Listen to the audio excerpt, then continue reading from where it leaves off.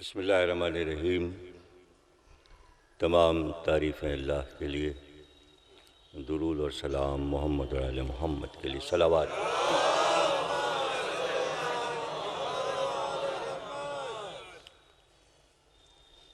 کربلائے لعن الدولہ لکھنؤ میں 5 روزہ مجالس بسلسلہ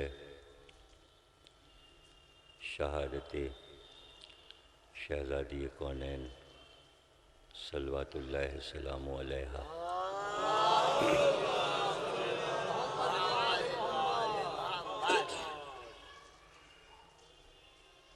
ایک تو ملک عظیم، پھر ملک میں شہر لکھنؤ عظیم، اور پھر اس میں ایک عظیم ترین پاکیزہ کربلائے دیانت اولیٰ، اور پھر کائنات کا سب سے بڑا ذکر بنت پیغمبر۔ اسی کو قرآن نے ذکر کہا ہے، اور اللہ نے 999 ناموں سے شہزادی کو پکارا ہے۔ ایک نام جو کہ اسم اعظم ہے وہ پوشیدہ ہے، وہ غیب میں ہے۔ اتنے ہی نام اللہ کے، اتنے ہی نام سرکار رسالت مآب کے ہیں، اور اتنے ہی نام مولائے کائنات کے ہیں۔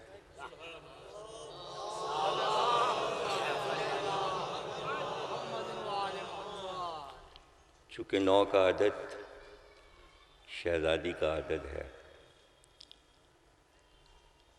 تو اللہ نے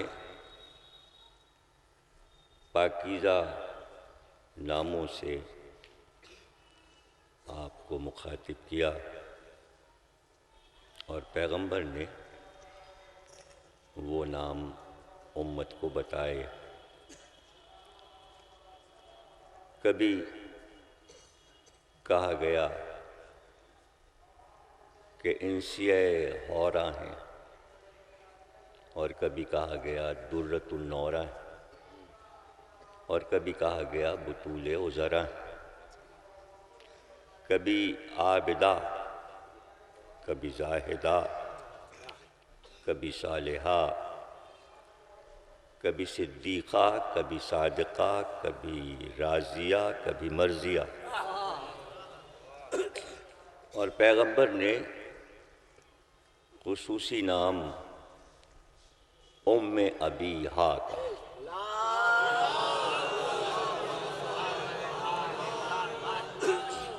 قرآن نے کبھی کوثر کہہ کے مخاطب کیا، کبھی کہا کلمہ باقیہ،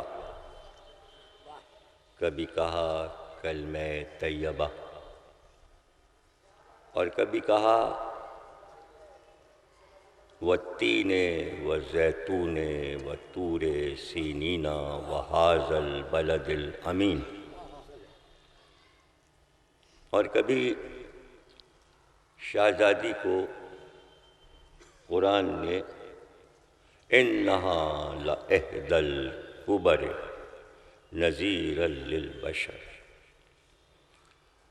احدی الکبر یعنی اللہ کی وہ نشانی جو آیت کبریٰ ہے،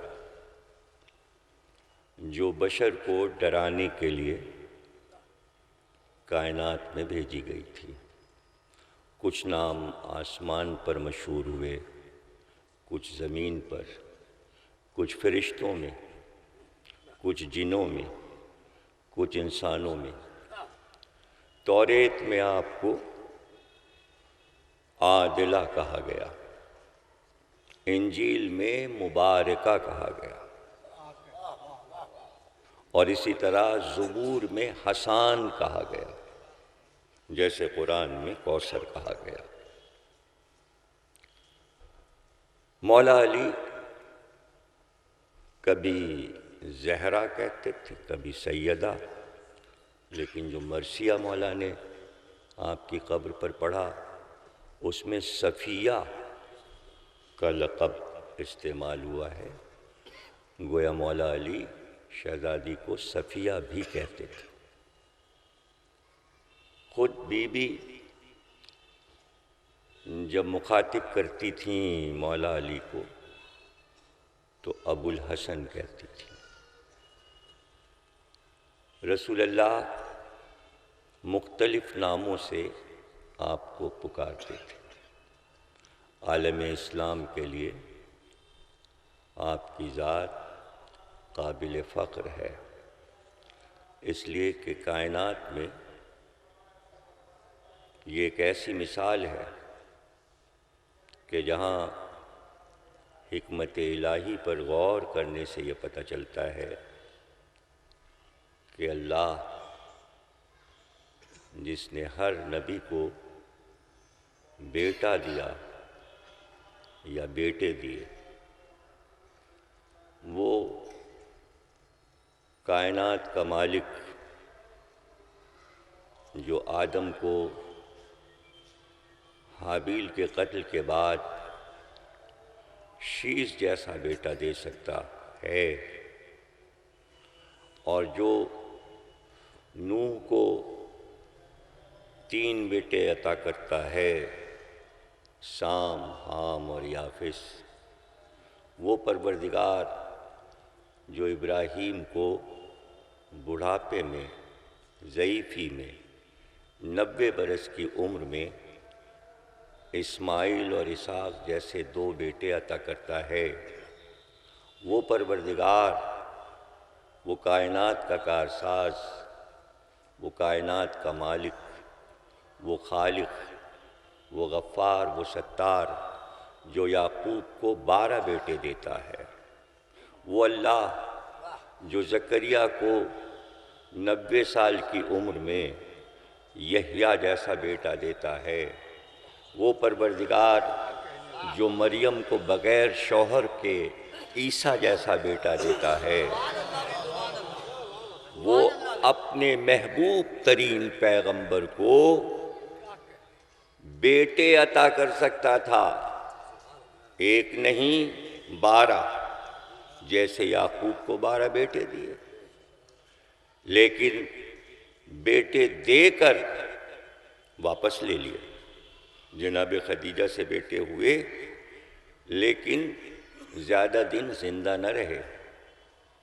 4 بیٹے جناب خدیجہ کے ہوئے، طیب، طاہر، عبداللہ، سب سے بڑے قاسم، جن کی وجہ سے رسول اللہ کی کنیت ابو القاسم ہے، اور ان کا نام قیامت تک اس طرح زندہ رہے گا کہ جب بھی خطبہ پڑھا جاتا ہے تو اس میں سرکار کو ابو القاسم کہتے ہیں، اور درود ہوتا ہے اس میں قاسم کے باپ۔ تو اتنے چہیتے بیٹے تھے خدیجہ بی بی کے، لیکن حیات نہیں رکھا اللہ نے۔ آخری زوجہ ماریہ قبطیہ سے ابراہیم جیسا بیٹا دیا، لیکن واپس لے لیا۔ کیا راز ہے اس میں؟ کیا حکمت ہے کہ آخری نبی کو بیٹے نہیں دیتا؟ پورے عالم اسلام کو اس پر سوچنا چاہیے۔ وہ قادر مطلق ہے، کون سا کام ایسا ہے کہ جہاں وہ عاجز ہے؟ اسی لیے تو قادر کہتے ہیں کہ جو چاہے وہ کام کر کے دکھا دے۔ تو کیا وہ ایسا نہیں کر سکتا تھا کہ 12 بیٹے آخری نبی کو دے دیتا، اور سب اگر نبوت ختم ہو رہی تھی تو امام ہوتے؟ تو قدرت نے طے کیا بیٹے تو 12 ہی دیں گے،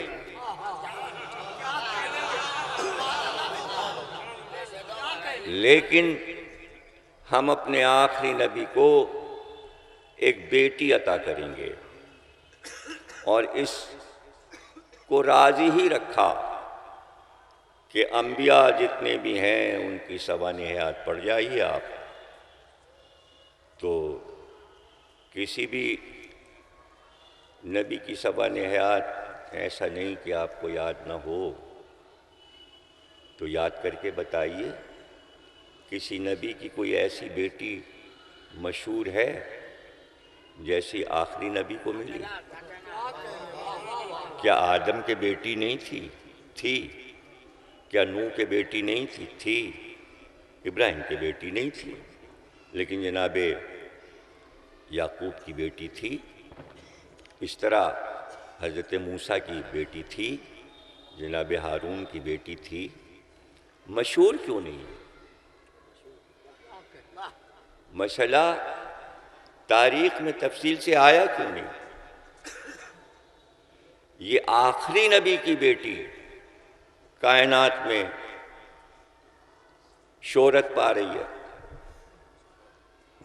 اس کو معصومہ قرار دیا جا رہا ہے۔ پیغمبر سے کہا جا رہا ہے کہ جب یہ آئیں تو آپ اپنی نشست سے اٹھ جائیں، ان کی تعظیم کریں، حکم الہی ہے۔ آپ ہر نماز کے بعد نماز پڑھا کر زہرا کے گھر جائیں، یہ سب حکم الہی سے زمانے کو بتایا جا رہا ہے۔ تو کیا حکمت ہے اس میں؟ حکمت یہ تھی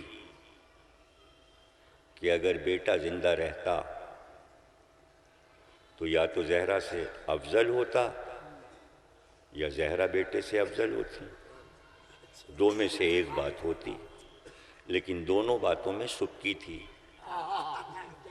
نبی کا بیٹا اور بیٹی سے افضل نہیں ہے، نبی کا بیٹا، آخری نبی کا بیٹا اور بیٹی سے افضل نہیں ہے، اور اللہ یہ چاہتا نہیں تھا کہ زہرا سے کوئی افضل ہو، اس لیے بیٹا دے کے واپس لے لیا۔ اور پھر کسی بیوی سے نہ بیٹا دیا نہ بیٹی، چاہا ہی نہیں کہ فضیلت میں کوئی زہرا کا حصے دار بنے۔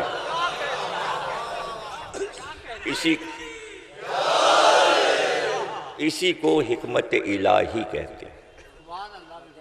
کتنے راز تھے؟ بیٹی دینے کا راز کیا ہے؟ سب سے بڑا راز، اور میں سمجھتا ہوں ہر راز سب سے بڑا راز ہے کہ رموز الہی کیا ہیں، راز الہی کیا ہیں۔ چونکہ کائنات کا سب سے بڑا لقب سرکار کو ملا رحمت للعالمین، آپ تو پوری کائنات کے لیے رحمت ہیں، اس لیے یہ بھی اعلان ہو گیا بیٹی رحمت ہے، بیٹا نعمت ہے۔ تو رحمت کو رحمت ہی عطا کی جائے۔ تو کوئی کہہ سکتا ہے کہ صاحب جب رحمت مل چکی تو نعمت سے محروم رہے؟ اس لیے ذات پیغمبر کے لیے زہرا کو رحمت بنا کے بھیجا، پیغمبر کے لیے علی کو نعمت بنا کے بھیجا۔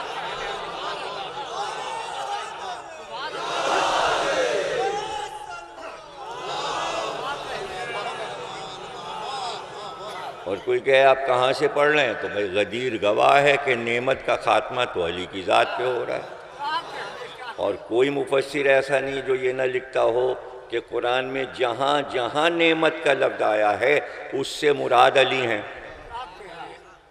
اس سے مراد علی۔ نعمت نام ہے ولایت علی کا۔ اور سورہ الحمد میں لوگ کہتے ہیں مفسرین کہ انعمت علیہم جو ہے اس سے مراد ولایت علی ہے، لیکن اس پہ غور نہیں کرتے کہ صرف ایک لفظ نہیں سورہ الحمد کا، غدیر کا پورا خطبہ پڑھ لیجئے، اس میں شروع ہی یہاں سے کیا رسول اللہ نے کہ یا علی، مخاطب کر کے یا علی، پورا سورہ الحمد تمہاری شان میں اللہ نے اتارا۔ چھپا ہوا ملتا ہے، آپ لے کے پورا غدیر کا خطبہ پڑھ لیجئے۔ میری کتاب ولایت علی ہے اشرے کی، اس میں پورا خطبہ میں نے پڑھا ہے، موجود ہے۔ اس کے علاوہ بھی یہاں سے بھی چھپا ہے، کئی بار کئی کتابوں میں، اور اس میں آپ نے فرمایا کہ سورہ والعصر یا علی تمہاری شان میں اترا ہے، سورہ الحم تمہاری شان میں اترا ہے۔ تو پورا سورہ علی کا سورہ ہے، لیکن شان میں علی کے ہے، لیکن ختم ذکر زہرا پر ہوا۔ سورہ الحم ختم زہرا بی بی پر ہوا ہے، شان میں علی کے، تو بی بی کا ذکر کہاں پر ہو رہا ہے؟ حدیث مشہور ہے پیغمبر کی، جس نے میری بیٹی کو غضبناک کیا اس نے مجھے غضبناک کیا، جس نے مجھے غضبناک کیا اس نے اللہ کو غضبناک کیا۔ اور یہ حدیث اہل سنت والجماعت کے مفسرین اور محققین اور محدثین کی تعداد 250 ہے، تعداد جنہوں نے یہ حدیث اسی طرح لکھی، اور 1000 کے قریب شیعوں کی کتابوں میں آپ کو یہ حدیث اسی طرح ملے گی۔ اور اب آپ سورہ الحم کو ختم کیجئے، غیر المغضوب علیہم ولا الضالین، ان کا راستہ نہیں اپنانا جن پہ اللہ غضبناک ہوا۔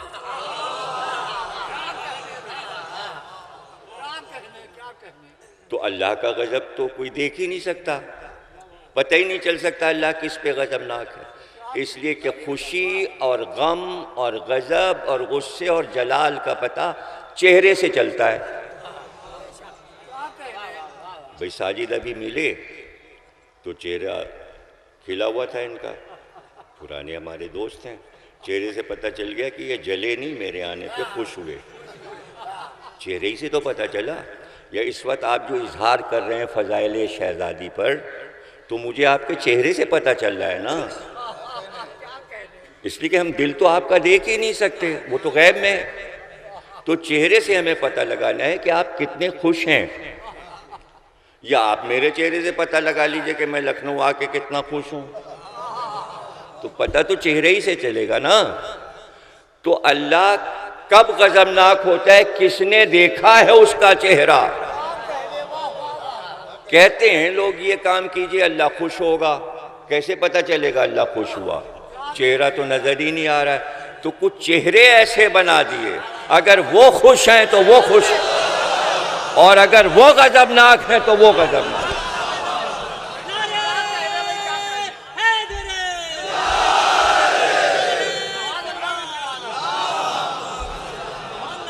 اگر زہرا بی بی کسی پر غضبناک ہیں تو اللہ غضبناک ہے، اور جن پہ اللہ غضبناک ہے ان کا راستہ نہیں چاہیے۔ یہ 5 وقت نماز میں مسلمانوں کو کہنا ہے، کہنا ہے۔ اچھا، اسی سورے میں، سورہ الحم میں ایک دلیل سب قائم کرتے ہیں، اللہ کے علاوہ، اللہ کے علاوہ شرک ہے، بس اللہ، اور وہ سورہ الحم میں ہے۔ اور اسی سورہ الحم میں جہاں وہ کہہ رہے اللہ کے علاوہ، وہیں آگے یہ کہہ رہا ہے کہ اب یہ دعا کرو کہ تیرا راستہ چاہیے، اور دعا یہ کرو وہ راستہ جو تیری نعمت والوں کا راستہ ہے۔ غیر اللہ تو آ گیا نا، تو اللہ کا راستہ دوسرے کے بغیر مل ہی نہیں رہا، تو اسی کی تو ہم بات کرتے ہیں کہ اللہ کے علاوہ بھی کوئی ہے۔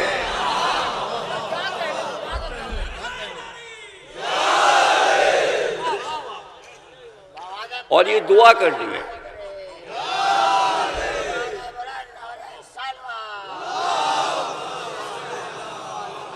اور یہ تو دیکھیے بقول پیغمبر، چونکہ سورہ الحم مولا علی کی شان میں نازل ہوا، اس لیے سورے کو یہ عظمت ملی کہ ہر رکعت میں واجب قرار دیا سورہ الحم کو، بغیر سورہ الحمد کے رکعت ہوتی ہی نہیں نماز کی. تو ایک سورہ علی کی شان میں آ جائے تو وہ نماز میں واجب ہو جائے. تو آپ یہ بحث کیجئے اذان میں نام واجب ہے کہ مستحب ہے تو کیا ہے تو کیا ہے. وہ بحثیں ہی بحثیں ہیں اور بحث ہوتی رہے. بحث کوئی بری چیز تھوڑی ہے، اچھی چیز ہے. اس لیے کہ بحث ہوتی ہے تو کسی نتیجے پہ تو آدمی پہنچے گا. اسی کو علم کلام کہتے ہیں. اور علم کلام دنیا میں وجود ہی اس لیے ہوا کہ فضائل علی بیان ہو. فضائل علی کو تو علم کلام کہتے ہیں، کوئی الگ تھوڑی ہے علم کلام. اور جو علم کلام کا ماہر ہوتا ہے اسے متکلم کہتے ہیں. اور متکلم میں جو ہندوستان کے علماء میں آتے ہیں پہلا نام قاضی اللہ شوستری کا آتا ہے. اور سب سے زیادہ فضائل مولا علی کے قاضی اللہ شوستری نے لکھے ہندوستان میں. شاید ایران سے ان کو بھیجا اس لیے یہاں گیا تھا مغل دور میں کہ جا کے اتنے فضائل علی کے لکھ دو کہ کبھی ختم ہی نہ ہو.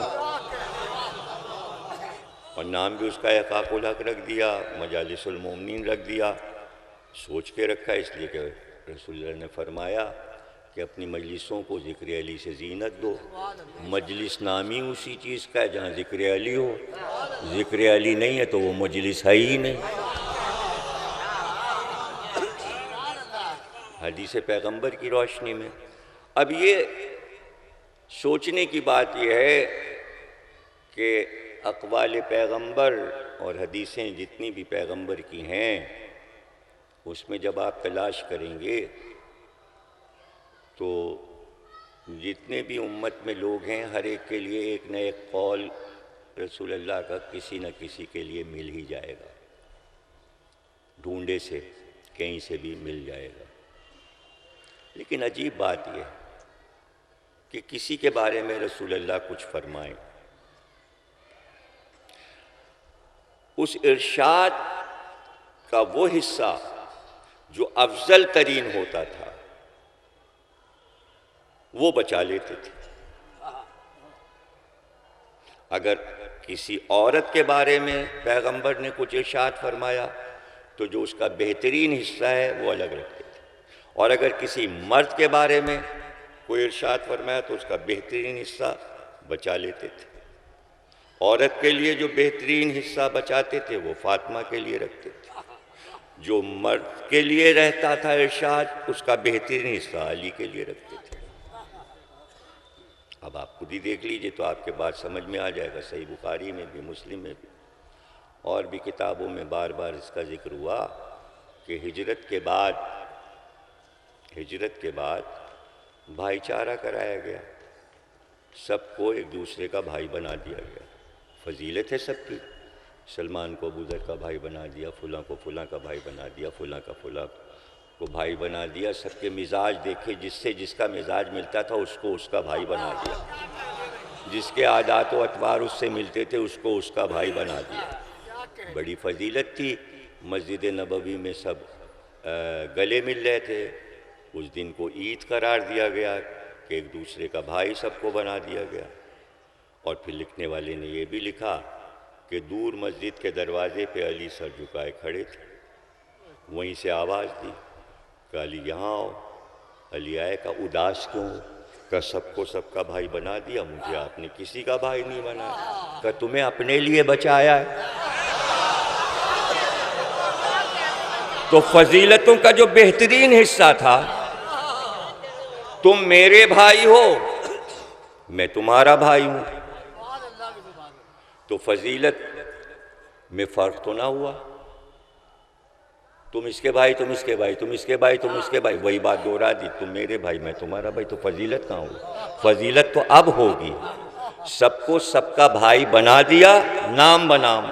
اور جب اپنا بھائی بنایا یہ کہہ کر کہ علی تم میرے بھائی ہو میں تمہارا بھائی ہوں، تو اگلا جملہ کہا دنیا میں بھی اور آخرت میں بھی. یہ سب کے لیے نہیں کہا. اس لیے کہ قرآن کی آیت ہے کہ جب قیامت بپا ہوگی تو جتنے رشتے ہیں وہ قطع ہو جائیں گے، ختم ہو جائیں گے، بھائی بھائی نہ رہے گا، باپ بیٹا نہ رہے گا، ماں بیٹا نہ رہے، سارے رشتے سور پھونکنے کے ساتھ ختم ہو جائیں گے۔ جب سور پھونکے گا کائنات کے سب رشتے فنا ہو جائیں گے، ایک رشتہ رہ جائے گا، دو بھائی محشر کے میدان میں ہاتھ تھامے ساتھ چلیں گے، ایک علی اور ایک محمد۔ آخرت میں بھی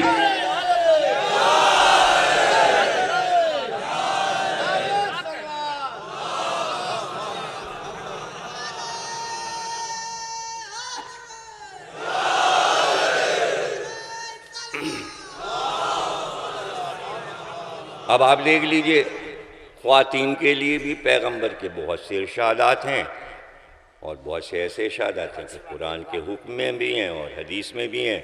قرآن کی آیت نے کہا، اے مسلمانوں، نبی کی بیویاں تمہاری مائیں ہیں، بڑی فضیلت ہے، پیغمبر نے ارشاد فرما دیا، بہت بڑی فضیلت ہے، لیکن اس کا جو بڑا حصہ تھا وہ زہرا کے لیے رکھا۔ میری بیویاں امت کی مائیں ہیں، مگر زہرا میری ماں ہے، ام ابیہا، اپنے باپ کی ماں ہے۔ تو یہ فضیلت کا سب سے عظیم حصہ جو شہزادی کے حصے میں جا رہا ہے، ظاہر ہے کہ لاجک کا زمانہ ہے اور عقلی گفتگو اور دلیل دیجئے اور یوں سمجھائیے اور سائنس سے سمجھائیے اور اس سے سمجھائیے، تو چھوٹی سی بھی ایک بات ہوتی ہے تو دل چاہتا ہے سمجھا دیا جائے تاکہ تشنگی نہ رہے۔ یہ کہنے کی کیا ضرورت تھی ام ابیہا؟ اس میں کیا راز ہے؟ راز رسالت کتنے ہیں اور راز الہی کتنے ہیں؟ ایک پادری نے کچھ سوال اٹھائے اور مسلمان علماء کو دے دیے، اس نے جواب دیجئے۔ اس نے کہا، بھائی مریم سے افضل تو کوئی عورت ہی نہیں ہے دنیا میں۔ اور اس نے کہا، دیکھیے اتنی افضل ہیں ہمارے نبی کی ماں، عیسیٰ کی ماں، کہ ان کا ذکر آپ کے قرآن میں ہے، اور پیغمبر کی ماں آمنہ کا ذکر قرآن میں نہیں ہے۔ کیا ہے جواب؟ کیا ہے جواب؟ تو یہاں گفتگو حد ادب کے اندر کہ پادری کو جواب دیا گیا کہ بھئی مریم کا ذکر قرآن نے اس لیے کیا کہ اتنی عظمت قرآن نے حضرت مریم کی بیان کی، اتنی فضیلتیں، اس لیے کہ یہودی ان کے پیچھے پڑ گئے تھے۔ اب اس سے اچھا تو جملہ میں نہیں کہہ سکتا، معاملات تو کچھ اور تھے، وہ مجھے کہنے دیں، اس لیے کہ وہ عظیم بی بی ہیں۔ سورہ مریم 19واں سورہ ان کی شان میں اترا ہے اور فضیلتیں بیان ہوئی ہیں۔ تو اللہ نے یہودیوں کے سامنے مریم کی صفائی دی، تو جناب آمنہ کی صفائی دینے کی اللہ کو کیا ضرورت ہے؟ اس لیے قرآن میں سورہ اتارنے کی کیا ضرورت ہے؟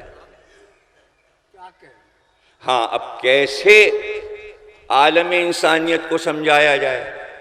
اس لیے کہ امت آئے گی بعد میں، اور آمنہ بی بی تو وفات پا چکی ہوں گی۔ امت کو نہ ان کی فضیلت کا پتہ اور نہ وہ موجود ہیں اسلام آنے کے بعد، دین آنے کے بعد، اور اب تک نہیں پتہ مسلمانوں کو، ورنہ آمنہ بی بی کا روضہ کیوں ڈھایا جاتا؟ ہمارے وہاں ملک میں ایک بہت ہی امیر آدمی ہیں، تو وہ ایک مسجد کا انہوں نے اعلان کیا ہے کہ کروڑوں روپے کی ڈالر سے ایک مسجد بنے گی جس میں 8 لاکھ نمازی آ جائیں گے۔ تو جب خبر آئی تو اسی دن میں نے مجلس میں یہ بات ان سے کہی کہ 8 لاکھ نمازیوں کو مسجد میں جمع کرا کے آپ کو کیا ثواب ملے گا؟ پیغمبر کی والدہ کا روضہ جا کے بنوا دیجئے، اگر پیغمبر کو خوش کرنا ہے۔ تو میں نے تو جناب آمنہ سے بات شروع کی نا، آگے تو جنت البقیع سامنے ہے، مسجدوں پہ مسجدیں بنا لیجئے اور روزوں کو ڈھاتے رہیے۔ یہ پورا کل اسلام اس کا نام رکھا ہے مسلمانوں نے۔ اور کسی کی توجہ بھی نہیں. تو پیغمبر نے اس لیے اتنی فضیلتیں بیان کر دیں کہ امت کو بھولنا تھا، اور امت کی عادت بھولنے کی ہے. بھائی سورہ بقرہ ہی نہیں یاد ہوتا تو اور چیزوں کا تو چھوڑ دیجیے. اچھا، امریکن بھی بڑے چالاک ہیں، بڑی مشکل سے امریکہ کا ویزا دیتے ہیں، اور مسلمانوں کو بہت ہی مشکل سے نہیں. تو جب لوگ کہتے بھئی ہم رمضان میں جا رہے ہیں، ویزا دے دیجئے، ویزا دے دیجئے، تو کہتے سورہ بقرہ سنائیے. ویزا ریجیکٹ، اس لیے کہ سورہ بقرہ جب پرانوں کو نہیں آتا تو نئے لوگوں کو کیسے آتا. اتنی باتیں امریکنز کو معلوم ہے، ذرا آپ غور کیجئے. تو کیا غیر اقوام ان باتوں سے بے خبر ہیں؟ جتنی بھی کتابیں یورپ اور امریکہ میں لکھی گئیں، ہر مورخ نے اس بات پہ اصرار کیا کہ پیغمبر نے اپنی پوری زندگی اس بات پہ زور دیا کہ میری اولاد، میری اولاد، میری اولاد، اور امت نے بالکل اس کے الٹ کیا. جبکہ جناب سید سجاد کا تو ارشاد ہے کہ اتنی وصیت پر کہ خیال رکھنا، اٹھتے بیٹھتے خیال رکھنا، خیال رکھنا، اتنے کہنے پر یہ کیا. تو کہا کہ اگر یہ کہہ جاتے پیغمبر کہ میری اولاد سے دشمنی کرنا، تو اس وقت اتنی دشمنی نہ ہوتی جتنی دشمنی اس بات پر ہوئی کہ خیال رکھنا. تو یہ آپ دیکھ رہے ہیں. اور یہ دیانت دولہ میں ان تاریخوں پر زنانی مجلس ہوا کرتی تھی، اور تابوت اٹھتا تھا خواتین میں. مجلس پڑھتے تھے طاہر ولی صاحب علی اللہ مقامہ، اور وہ پیچھے اس دیوار کے پیچھے جو چھت ہے وہاں سے لاؤڈ اسپیکر لگتا تھا، اور وہ مجلس پڑھتے تھے وہاں سے. تو اب ظاہر ہے مجلس جب تک سامعین سامنے نہ ہو کیسے پڑھی جائے. تو صبح سے وہ 5-10 آدمیوں کو بلواتے تھے، تو کم سے کم 15-20 آدمی آ جاتے تھے، تو وہ سامنے بیٹھتے تھے. اس میں ایک میں بھی سامع ہوتا تھا. تو میں پہلی بار ذکر سیدہ میں یہاں نہیں آیا ہوں، بلکہ اپنے بچپن میں بارہا طاہر ولی صاحب کا بیان میں نے سنا ہے اسی دیانت دولہ میں، اور بارہا یہاں مجلسیں بھی پڑھ چکا.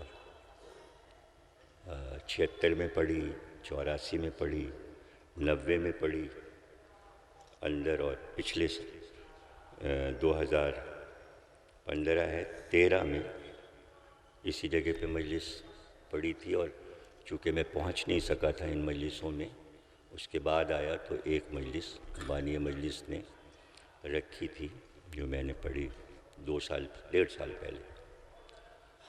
تو پہچانی ہوئی جگہ ہے، اور چہرے بھی پہچانے ہوئے، اور نہ بھی ہوں تو دل کا رشتہ تو اہل بیت سے ہماری محبتوں کا. ہمارا رشتہ تو محبت اہل بیت سے ہے، محبت علی سے.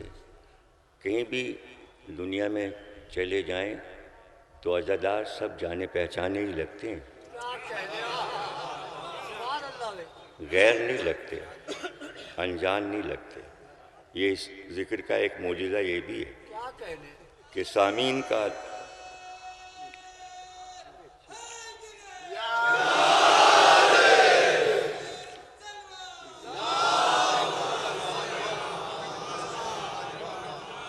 تو پیغمبر نے ام ابیہا اس لیے کہا کہ مریم عیسیٰ کی ماں تھیں.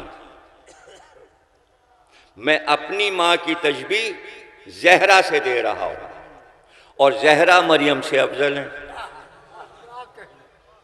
اس کے بعد یہ بھی دلیل اس میں موجود ہے کہ اگر آمنہ ہوتی تو جو زہرا کا مرتبہ ہے وہی مرتبہ میری ماں کا ہوتا، کم نہ سمجھنا.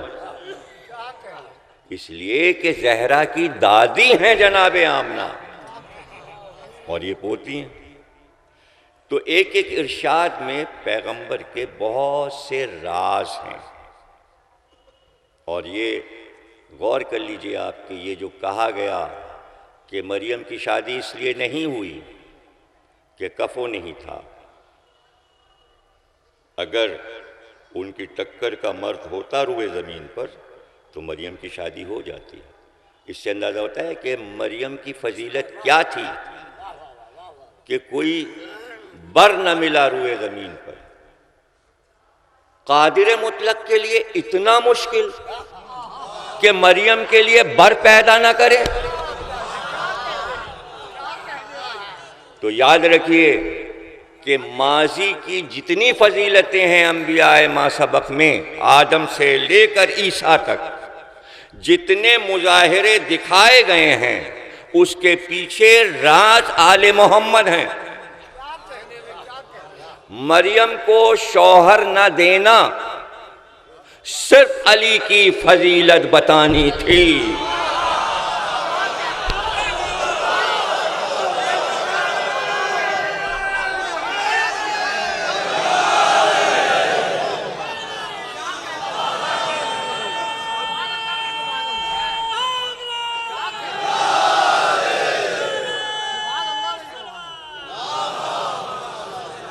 اس لیے کہ رسول کا ارشاد ہے کہ اللہ اگر علی کو نہ بھیج دیتا تو زہرا کا کفو روئے زمین پہ نہیں تھا۔ اور یہ لفظ قرآن میں عجیب جگہ پر استعمال کیا، یا مریم کے لیے استعمال ہوا یا بی بی کے لیے۔ علی نہ ہوتے تو زہرا کا کفو نہ تھا، مریم کا کفو نہ تھا اس لیے شادی نہ ہوئی۔ دو جگہ تو یہ لفظ، لیکن یہ لفظ قرآن میں استعمال ہوا ہے، اور وہی لفظ اللہ نے اپنے لیے استعمال کیا۔ قل واللہ احد اللہ الصمد لم یلد ولم یولد ولم یکن لہ کفوا احد۔ اللہ کا کوئی کفو نہیں ہے۔ پہلے کا احد ہے، واحد ہے، صمد ہے، اور اس کا کوئی کفو نہیں ہے۔ مریم کا بھی کوئی کفو نہیں تھا، اور علی نہ ہوتے تو زہرا کا بھی کفو نہیں تھا۔ ایک ہی لفظ تین جگہ استعمال ہوا، اللہ کے لیے، مریم کے لیے، زہرا کے لیے۔ اب ذرا سا فرق سمجھ لیجئے، چونکہ اللہ نے کہا میرا کوئی کفو نہیں ہے، اگر مریم کے لیے کہا جائے تو جو خدا کے لیے کہا گیا وہ مریم کے لیے، تو فضیلت میں اللہ و مریم برابر ہو گئے۔ اس لیے بغیر شوہر کے بیٹا دے دیا تاکہ مریم دو ہو جائیں، اکیلا میں رہوں۔ علی کو اس لیے بھیج دیا کہ زہرا اگر رہتی اکیلی تو اللہ ہوتا یا زہرا، اس لیے علی کی ضرورت۔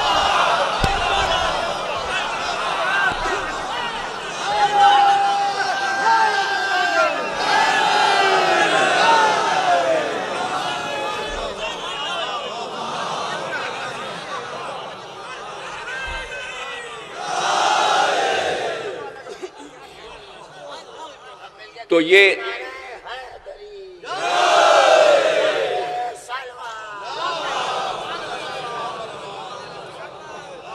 سارے رموز الہی ہیں، رموز الہی ہیں۔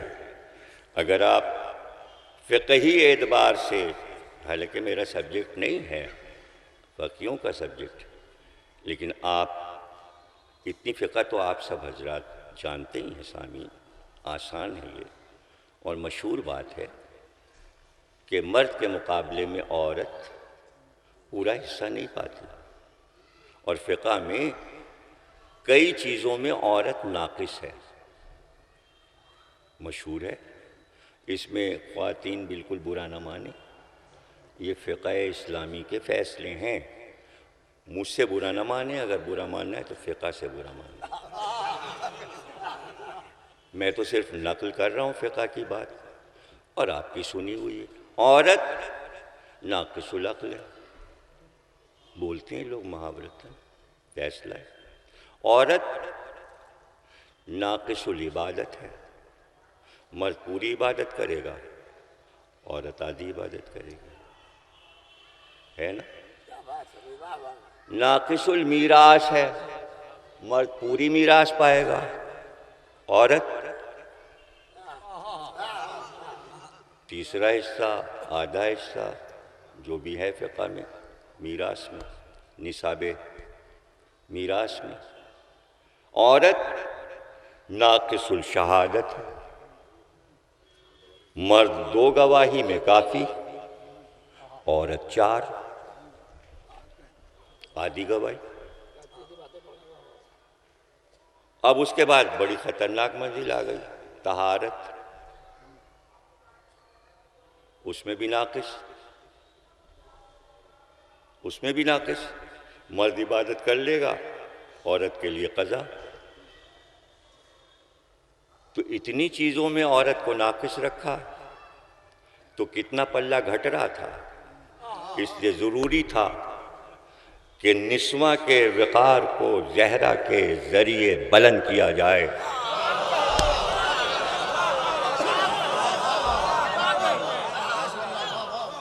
تاکہ ہر دنیا کی عورت اگر اتنی چیزوں میں ناقص قرار دی گئی ہے دین کی طرف سے، تو زہرا کی پیروی کر کر طہارت میں یہ فخر کرے کہ بی بی کو یہ مرتبہ ملا کہ مردوں کو بھی نہ ملا۔ اب آپ ساری چیزیں جو میں نے گنا دی اسے دہرانے کی ضرورت نہیں ہے۔ گواہی میں عورت ناقص ہے، 4 عورتیں، مرد 2، اور گواہی کیا ہے؟ توحید کی گواہی، اسی کو گواہی کہتے ہیں۔ شہادت کسے کہتے ہیں؟ کلمہ شہادت، لا الہ الا اللہ، اللہ کی گواہی کو شہادت کہتے ہیں۔ شہادت نام ہے اللہ کی گواہی کو۔ جب عیسائی آئے اور اللہ کی گواہی کا موقع آیا تو قدرت نے فیصلہ کیا، پیغمبر سے کہا اتنے لوگ جائیں گے، علی، آپ اور حسن اور حسین۔ مرد گئے 4، گواہی میں عورت گئی 1۔ زہرا کی گواہی 4 مردوں کے برابر۔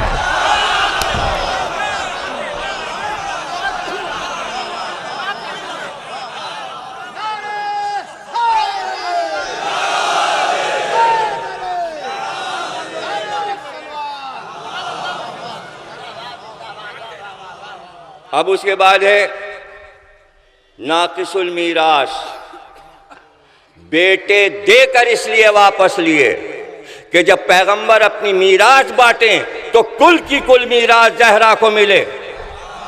صرف ایک بیٹی وارث پیغمبر ہو، اس میں بیٹا حصے دار نہ ہو، نہ دوسری بیٹی حصے دار۔ اس لیے فدق تنہا زہرا کا۔ اب اس کے بعد عبادت اور طہارت میں آ جائیے، دونوں کو یکجا کر دیا میں نے۔ ظہر کے وقت آمد ظہور امام حسن ہے، 15 رمضان ظہر کے وقت آمد ہے، اور اسما کہتی ہے اور فضہ کہتی ہے کہ جیسے ہی عصر کا وقت ہوا میں نے دیکھا کہ بی بی نے وضو کر کے عصر کی نماز پڑھی۔ یہ طہارت ہے، یہ عبادت ہے۔ نہ عبادت قضا ہے اور طہارت کو تو چھوڑ دیجیے، آئے تطہیر ہے، زہرا کا حصار کیے ہوئے۔ تو زہرا پر فخر اس لیے کرے عالم اسلام کی ہر عورت کہ جہاں جہاں عورت میں خامی تھی، تمام ناموں میں ام العلوم بھی خطاب ہے۔ ام العلوم، علم کی ماں۔ اور رہ گیا عقل کا مسئلہ، اہل سنت والجماعت کے مشہور فلسفی اور عالم اور مفسر محی الدین عربی سے کسی نے پوچھا کہ آپ کی نظر میں زہرا بی بی کا کیا مرتبہ ہے؟ تو انہوں نے کہا کہ حوائے عالم عقلی، عقل کی دنیا کی حضرت حوا تھی۔ تو یہ عقل کی عظمت، عقل مجسم، علم مجسم، عصمت مجسم۔ ظاہر ہے کہ مسلسل اسی موضوع پہ گفتگو ہوگی۔ ابھی ہمارے بھتیجے اویس نے اویس مصطفیٰ آبادی صاحب نے سوال کیا کہ یہ 75 روز اور 95 روز کیا مسئلہ ہے؟ تو میں نے کہا ابھی میں ذکر کر دوں گا تو بات واضح ہو جائے گی کہ یہ کیا ہے کہ جمادی الاول کی 12-13 اور جمادی الثانی کی 2-3 شہادت کی تاریخ مقرر ہے۔ جمادی الثانی کی 3 کے حساب سے 95 دن وفات رسول کے بعد ہوتے ہیں، اور یہ تاریخ جس میں ہم بیٹھے ہیں مجلس اعظم میں یہ 75 روز بنتے ہیں۔ تو یہ عربی میں ایسے بہت سے چکر ہیں کہ پہلے نقطے نہیں ہوتے تھے، بغیر نقطوں کی عربی لکھی جاتی تھی، نقطہ ہی چھوڑا ہوا تھا عربی میں، نقطہ ہی چھوڑا ہوا تھا۔ ابن حسن النہروی صاحب اللہ مقاموں کہتے تھے نقطے کے بغیر آپ کیسے پہچانو گے کہ ہے اور جیم میں کیا فرق ہے اور بے اور تے میں کیا فرق ہے؟ نقطہ ہی تو فرق کرتا ہے، تو جب بے کا نقطہ ہی نہ آپ پہچانیں گے تو بسم اللہ کیا سمجھ میں آئے گی؟ تو بسم اللہ ہی خراب ہو گئی بغیر نقطے کے۔ تو نقطے بعد میں وہ بھی مولا علی کے کہنے سے ابو الاسود دوئیلی نے نقطے رکھے، قرآن میں رکھے گئے۔ تو اب جب نقطے رکھے گئے تو اس میں ایک یہ بھی کہ نقطے جگہ بدلتے ہیں، یہ بھی عجیب ہے۔ مطلب یہ تو پرانا عرب کا معاملہ ہے۔ آپ کے لکھنؤ میں لطیفہ شبلی نعمانی نے لکھا، ان کا بھئی کاتب لوگ جو ہیں وہ غلطیاں کرتے ہیں اور غلطیاں نقطوں کی وجہ سے ہوتی ہیں، تو انہوں نے بہت سے لطیفے کاتبوں کے لکھے۔ پہلے تب تو خیر کمپیوٹر ہے، کتابت ہو جاتی، پہلے قلم سے کاتب کتابت کرتے تھے، تو ان کا میں نے پیش لفظ لکھا، شبلی نعمانی نے کہا، اور نیچے میں نے اپنا نام لکھ دیا شبلی نعمانی۔ کاتب صاحب لکھ کے لائے، میں نے پورا مقدمہ پڑھا، پھر اپنے نام کی طرف دیکھا تو لکھا تھا ستلی 7 عدد، شبلی نعمانی، شبلی ستلی بن گیا، نعمانی عدد بن گیا۔ یہ عربی فارسی اردو سب میں یہ لفظ ادھر سے ادھر کھسک جاتے تو نقطے کتنے کھسک جائیں گے۔ تو یہ 95 اور 75 کا چکر یہ ہوا کہ سبین اور تسین 75 روز اور 95 روز، نقطے ادھر سے ادھر ہو گئے، تے کے نقطے یہاں چلے گئے، وہاں کے وہاں چلے گئے، کسی نے سبین پڑھا، کسی نے تسین پڑھا، جس نے تسین پڑھا اس نے کچھ کہا، کسی نے سبین پڑھا، کسی نے کہا 75 دن، کسی نے کہا 95 دن۔ لیکن جب میں نے تحقیق کی اور اس کے اوپر میں جناب سیدہ کی کتاب جب لکھ رہا تھا تو آپ کی وفات کی تاریخ پہ جو چیپٹر میں نے لکھا تو میں نے سب سے پہلے معصوم کے اقوال تلاش کیے، اور مجھے 3 معصوموں کے قول یہ ملے کہ بی بی کی وصیت یہ تھی کہ پردہ شب میں میرا جنازہ اٹھائیے گا، ہر مہینے کی 12، 13، 14 چاندنی پورے میں چھا جاتی ہے، روشنی ہو جاتی ہے، اور پہلی، دوسری، تیسری کا چاند جو ہوتا ہے وہ جلدی چھپ جاتا ہے، باریک ہوتا ہے، وہ اندھیری راتیں کہلاتی ہیں۔ تو جب یہ کہا ہے کہ پردہ شب میں، تو فطرت کائنات کو بھی شہزادی کے قول کے مطابق پردہ رکھنا ہے، تو جب پردہ شب ہے تو چاند کو نہیں ہونا چاہیے تاکہ اتنی چاندنی نہ ہو کہ جنازہ نظر آئے، اور یہ 14ویں کا چاند اگر آ گیا تو عرب میں تو چاندنی کھلی ہوتی تھی، اس لیے کہ مدینہ اور مکہ کھلا ہوا تھا، کھلے میں زیادہ چاندنی پھیلتی ہے۔ اور معصوم کا یہ قول ہے، امام محمد تقی صلوات اللہ السلام علیہ، کہ جب میری جدہ کا جنازہ اٹھا تو آسمان پہ چاند نہیں تھا، اور اگر یہ تاریخیں ہوں گی تو چاند ہوگا۔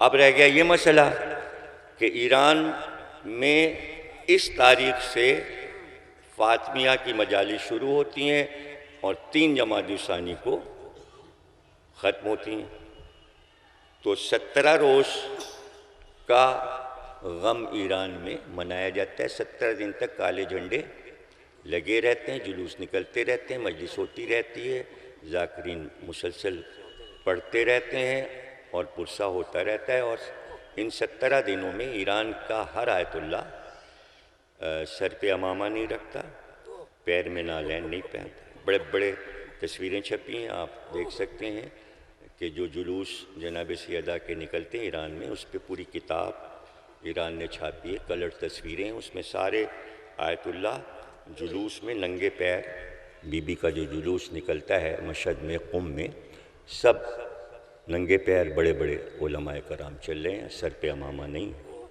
بہت بڑا غم ایران میں یہ والا منایا جاتا ہے۔ جب میں نے تحقیق کی کہ اس پر بھی اتنا گریہ ہوتا ہے، اس تاریخ پر بھی، تو پتہ یہ چلا کہ ادھر پیغمبر کی آنکھیں بند ہوئیں اور اہل بیت پر مظالم شروع ہو گئے۔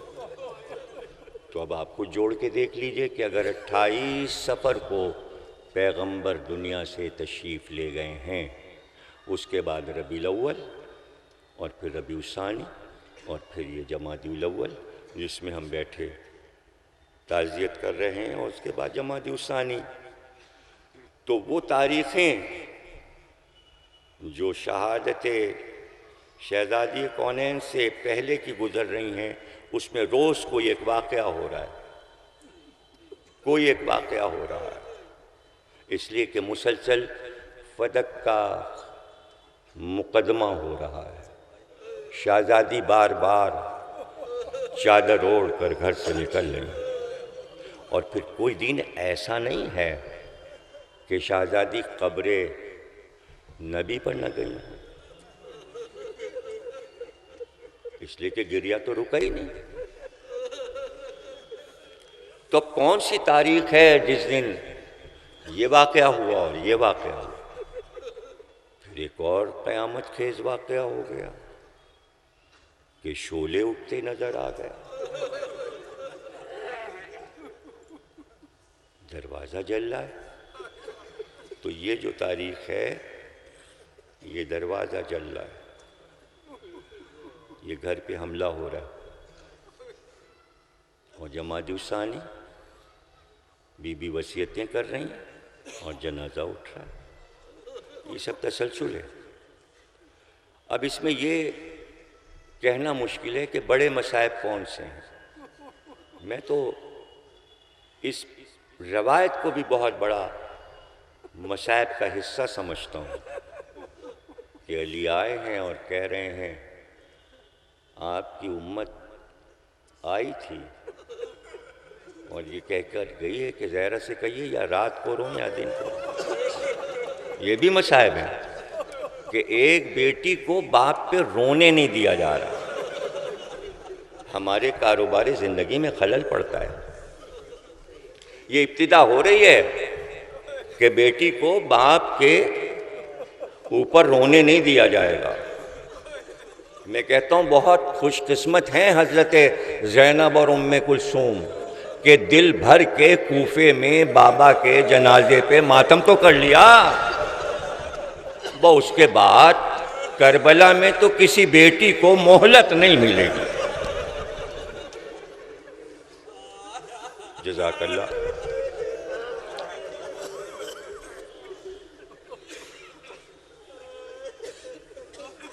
دن کو روئیں یا رات کو روئیں، اگلے جملے یہی ہیں کہ ایک ہی جملہ تھا۔ ابو الحسن ان سے جا کے کہہ دیجئے زہرہ آپ زیادہ دن طب میں نہیں رہے گی۔ جواب تو دے دیا نا، لیکن جب دوسرے دن صبح آئی تو روتی جاتی تھی، برقع اٹھایا، مخنا اٹھایا، پیر کے موزے اٹھائے، پہلے پیر میں موزے پہنے، مکھنا باندھا، اوپر سے برقع ڈالا، چادر ڈالی، اس کے بعد زینب اور ام کلثوم کو گود میں اٹھایا، حسن اور حسین کو پہلو میں لیا، گھر سے نکلیں، چلتی گئیں یہاں تک کہ جنت البقیع آ گئی، اور پھر قبریں بھی ختم ہوئی، اور بہت دور قبرستان کے کنارے مڑ کے دیکھا مدینہ دور ہے نا، تو وہیں خاک پہ بیٹھ گئیں اور پکار کر کہا بابا زہرا یہاں بیٹھ کے روئے۔ اللہ سب کو زیارت کرائے، جن لوگوں نے جنت البقیع کی زیارت کی ہے۔ ایرانی قافلے جب آتے ہیں تو اگر ان کے پیچھے پیچھے جائیے تو انہیں ساری جگہ معلوم ہے، اس لیے کہ وہ نقشے لے کے آتے ہیں علماء کے بنائے ہوئے، اور اسی سے زیارت کرتے ہیں اور اپنے قافلے کو بتاتے جاتے۔ یہ وہ جگہ ہے جسے بیت الحزن کہتے ہیں، یہاں زہرا بی بی بیٹھ کر روز، جس دن سے امت نے شکایت کی تھی پھر وہیں جاتی تھی، روز صبح کو چلی گئیں اور وہیں بیٹھ گئی۔ مولا علی نے دیکھا دھوپ تیز، دھوپ کی شدت، کھجور کی شاخیں کاٹ کے لائے اور کچھ لکڑیوں سے ستون بنا کر اس کے اوپر کھجور کے پتوں کی چادر ڈالی۔ کہا زہرا میں تو منع نہیں کر سکتا، تم باپ کو رو رہی ہو، لیکن میں نے سایہ کر دیا ہے، دھوپ بہت تیز ہے، بچے بھی تو ساتھ ہیں نا۔ لیکن ہائے، مقتل میں جب سکینہ آئی تھی، کون تھا جو سایہ، وہاں بھی تو دھوپ بہت تیز تھی۔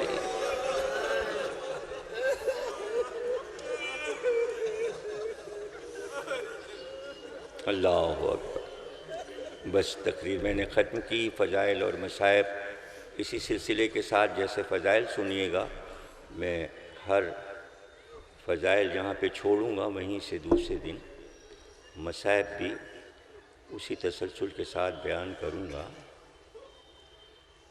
40 سال ہو گئے مجھے کراچی میں بی بی کی تعزیت کی مجلسیں پڑھتے، اور جب بھی تاریخ شروع ہوتی ہے تو مجھے لگتا ہے شاید میں آج پہلی بار میں بی بی کا ذکر کر رہا ہوں، اور بعض مناظر تو ایسے ہیں کہ جو برداشت ہی نہیں ہوتے، اور لفظ نہیں ملتے کہ کیسے بیان کیا جائے۔ خود مولا علی کا بیان ہے کہ جس دن سے رسول اللہ نے دنیا کو چھوڑا تھا، اس کے بعد سے جب بھی میں گھر میں داخل ہوتا ایک ہی بات کہتی تھی، ابو الحسن خاک کے پردے میں بابا کو کیسے چھپایا؟ اور کبھی سلمان اگر سلام کرنے آ گئے، کہتی تھی سلمان جب تم مٹی ڈال رہے تھے تو کیسے تم نے بابا کی قبر پر مٹی ڈالی، کیسے میرے بابا کو قبر میں چھپایا؟ اور بس پھر ایک چیخ مارتی تھی۔ مولا علی فرماتے ہیں اور اس کے بعد جب میں گھر میں داخل ہوتا کہتی تھیں ابو الحسن ذرا بابا کے کپڑے مجھے دکھا دیجئے۔ صندوق لایا جاتا اور اس میں سے پیغمبر کا عمامہ، پیغمبر کی عبا، پیغمبر کی قبا، اور ادھر لباس نکلتا اور زہرا بی بی کا گریہ بڑھتا جاتا، اور اس کے بعد آگے بڑھ کر عبا کو اٹھاتی اور ایک بار منہ پہ ڈال لیتی اور غش کھا جاتی۔ یہ روز کا دستور تھا۔ میں کہوں گا شہزادی آپ کے بابا اپنے مرنے کے بعد لباس تو چھوڑ گئے جسے دیکھ کر آپ کو صبر آ جاتا ہے۔ سکینہ سے پوچھئے کہ عبا کون لے گیا؟ ارے لاش کا امامہ کون لے گیا؟ حسین کی لاش کربلا میں کیسے لوٹی؟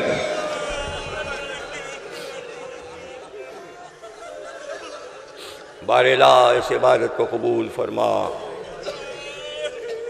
کوئی غم نہ دینا سوا غم حسین کے بحق محمد اور آل محمد۔ وہ مومنین جو بیمار ہیں بحق زہرا انہیں شفا عطا فرما، جو مومنین دنیا سے جا چکے ان کے درجات اعلی علیین میں بلند فرما، عراق میں معصومین کے روضوں کی حفاظت فرما۔ پروردگار جنت البقیع کو ان مومنین کی زندگی میں تعمیر کرا کہ سب زہرا بی بی کی زری پہ ہاتھ رکھ کر بوسہ دے سکیں۔ وارث موجود ہے لیکن اللہ رے صبر مہدی کہ روزہ باپ دادا کا گرایا جاتا ہے اور ان کا صبر، اللہ اکبر۔ کہتے ہیں نا کہ امام صادق نے فرمایا کہ ہم 12 کے 12 صبر میں برابر ہیں۔ کیسے پتہ چلتا کہ جو صبر حسین ہے وہی صبر مہدی بھی ہے؟ تو آپ دیکھ رہے ہیں کیا ہے صبر مہدی اور کیا ہے وہ حد جس کو کوئی نہیں پا سکتا۔ اور ارشاد تو صبر میں صرف حضرت زینب کا ہی آیا، صبر تو سب نے کیا، لیکن شہزادی کے صبر کے بارے میں آیت اللہ شیرازی نے جملہ لکھا کہ شہزادی کہتی تھیں کہ میں اتنا صبر کروں گی، اتنا صبر کروں گی، میں اتنا صبر کروں گی کہ صبر میرے صبر سے عاجز آ جائے گا۔ اور اس میں کوئی شک نہیں کہ جناب زینب کا صبر، ماں کا ذکر ہو اور بیٹی کا ذکر نہ ہو، دعا میں ہی صحیح آ گیا۔ بعد کربلا مدینے میں سید سجاد سے کسی نے پوچھا سب سے زیادہ مصائب اسیروں میں کس پر ہوئے؟ ذکر ایسا آ گیا تو رونے لگے، اور اس کے بعد کہا کیسا سوال کر دیا تو نے؟ قافلے میں سب سے مظلوم میری پھوپھی زینب تھی۔ اس نے کہا مولا وجہ کیا ہے؟ کہا سن سکے گا؟ کوئی اسیر ایسا نہیں ہے جس پر تازیانے نہ اٹھائے گئے ہوں، لیکن کسی بچے پہ تازیہ نہ اٹھے، یا کسی بیوی پہ تازیہ نہ اٹھے، یا مجھ پہ تازیہ نہ اٹھے۔ ادھر پھوپھی اماں بڑھتی تھیں اور اس کو اپنے باہوں میں لے لیتی تھی، اس کے سامنے کھڑی ہو جاتی تھی۔ تو فرمایا امام نے کہ جتنے تازیانے پھوپھی اماں کی پشت پر پڑے، اللہ واسطہ دیتے ہیں ہم شہزادی زینب کا بھی کہ اس خطے کو اسی طرح پربہار رکھ۔ لکھنؤ والوں نے عزاداری کا حق ادا کیا صدیوں سے، اور آج بھی اسی طرح اس کو برقرار رکھا ہے یہاں کے رہنے والے۔ میں کیا دعا دوں گا آپ کو؟ میر انیس کے 5 مرثیے ایسے ہیں کہ مقطع میں یہی دعا کی کہ اس طبقے کو قیامت تک، لکھنؤ کے طبقے کو برقرار رکھ۔ جو ان کا مشہور مرثیہ باخدا فارس میدان تحور، اس کے مقطع میں یہی کہا ہے کہ لکھنؤ کے طبقے کو ہمیشہ قیامت تک رکھ اور یہاں کے لوگوں کو خوش رکھ۔ یہ دعا میر انیس کے مرثیوں میں اہل لکھنؤ کے لیے یہی دعا میں کرتا ہوں کہ اللہ آپ کو خوش رکھے، آپ کے گھروں کو آباد رکھے، آپ کی اولاد کو ولایت علی پہ پروان چڑھائے۔ آخری دعا امام زمانہ کا ظہور فرما اور تعجیل فرما۔